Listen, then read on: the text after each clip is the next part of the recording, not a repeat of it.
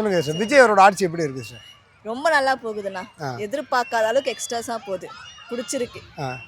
ஆனால் இவ்வளவு இடையூறுகள்லாம் கொடுக்காங்க, இதெல்லாம் தாண்டி விஜய் இருந்துட முடியும்னு நினைக்கிறீங்களா? கண்டிப்பாக இருப்பார். எங்கள் சப்போர்ட் எப்போவுமே அவருக்கு இருக்கும்.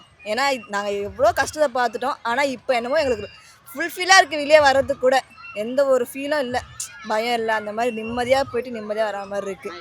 ஸோ அவர் ஏதாவது செய்வாருன்றதை விட எங்களுக்கு ஃப்ரீயாக இருக்குது, நிம்மதியாக இருக்குது. அது மாதிரி இல்லை, சில பெண்கள்லாம் வந்து இந்த 2500 இந்த கேஸ் எல்லாம் நம்பி தான் ஓட்டு போட்டாங்க, அது கொடுக்காது ரொம்ப மனவிரக்தி ஆயிடுச்சு அப்படின்லாம் சொல்கிறாங்க. நீங்கள் அது வந்து ரெண்டாவது தானா. அவர் இப்போ தான் ஃபஸ்ட் டைம் எடுத்து வச்சிருக்காரு. இதுக்கு முன்னாடி எவ்வளோ பேர் இருந்தாங்க, எல்லாம் லேட்டாக தான் செஞ்சுருக்காங்க. ஸோ இவரும் செய்வார், எல்லாம் ஒரு நம்பிக்கை தான். செய்வாருன்றதை விட நமக்கு நிம்மதியாக இருக்குது, அதுதான் தேவை. இந்த 1 மந்த்ல இவ்வளோ விஷயங்கள் பண்ணுறாரு, எப்படி பார்க்குறீங்க? இன்னமும் புதுசாக வந்து ஆட்சி நடந்தான மாதிரி இல்லை, ஆல்ரெடி ஏற்கனவே இருந்த ஆட்சி நல்லா போகிற மாதிரியே தெரியுது.